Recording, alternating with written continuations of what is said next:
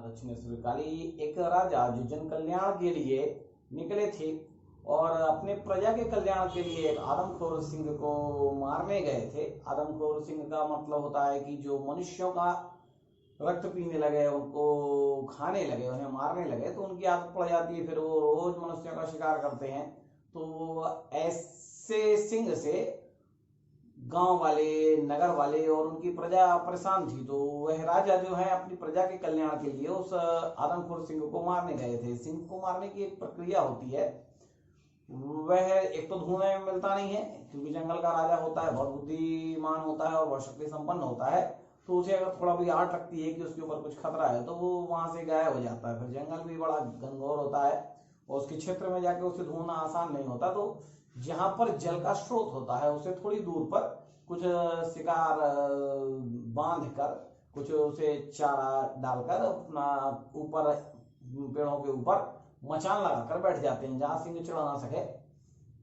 तो वैसे ही कुछ दूर पर मचान पे बैठे हुए राजा थे और वहां से बहुत समय बीत जाता है बैठे बैठे, क्योंकि घंटों, महीनों, हफ्तों, दिन, कई सप्ताह लग जाएं, इसका कोई भरोसा नहीं होता।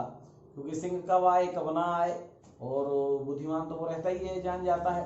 तो वैसे ही वो राजा पड़े हुए थे, वहां पे विश्राम कर रहे थे। उसी समय उन्हें जल पीने की आवाज सुनाई दी, बुक बुक बुक बुक, जैसे उसमें बोतल में पानी भरते हैं।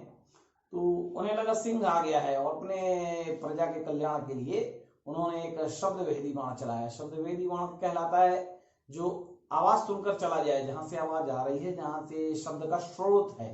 तो वह स्रोत जल से आ रहा था आवाज का, तो शब्द वेदी बाण चलाया, और वह शब्द वेदी बाण जाकर जिसे लगा वह सिंह नहीं था, एक बालक था, एक ब्राह्मण बालक था जो श्रवण कुमार थी।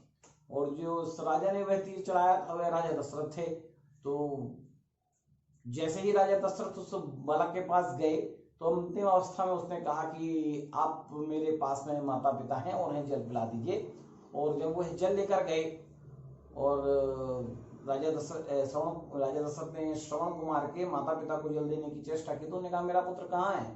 तो बहुत आग्रह करने पर भी उन्होंने जल नहीं पिया। और जैसे ही उन्हें जाना कि उनका पुत्र उसी राजा के हाथ से मारा गया है जो उन्हें जल पिला रहा है, तो उन्होंने वही जल हाथ में लेकर उसे श्राप दे दिया कि जा, जैसे हम पुत्र शोक में मृत्यु को प्राप्त हो रहे हैं, तुम भी पुत्र शोक में मृत्यु को प्राप्त हो। अब बात इतनी कठिन है कि जन कल्याण के लिए घर से निकले थे और श्राप लेकर लौटे घर। तो एक अनर्गल सी, एक बड़ा दुखद प्रश्न लगता है कि मतलब पढ़ित करने गए और अहित होके आ गया हमारा स्वयं का। पर विधाता इतने निष्ठुर नहीं है, विधाता बहुत सुहृदय हैं, बड़े सरल हैं। तो भगवान को पता था कि ये जन कल्याण के लिए निकले हैं और गलती हो गई, धोखा हो गया, इसलिए जो श्राप भी मिला वह भी आशीर्वाद स्वरूप ही मिला। क्योंकि राजा दशरथ को तब तक वृद्धावस्था आ रही थी और कोई भी संतान नहीं थी।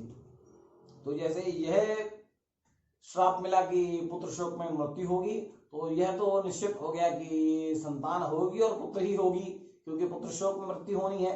तो वरदान भी आशीर्वाद में बदल जाते हैं। तो अगर किसी व्यक्ति की नीयत सही नहीं है तो उसका कभी कल्याण नहीं होगा, और अगर किसी की नीयत सही है, कार्य का उद्देश्य सही है, और उसे गलती भी होगी तो उसे श्राप भी मिलेगा, तो वह उसके लिए आशीर्वाद में परिणत हो जाएगा।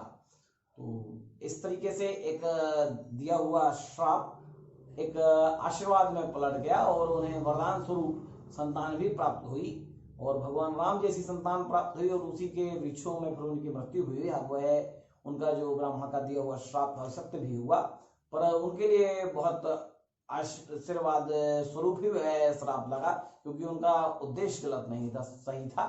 जय मां काली।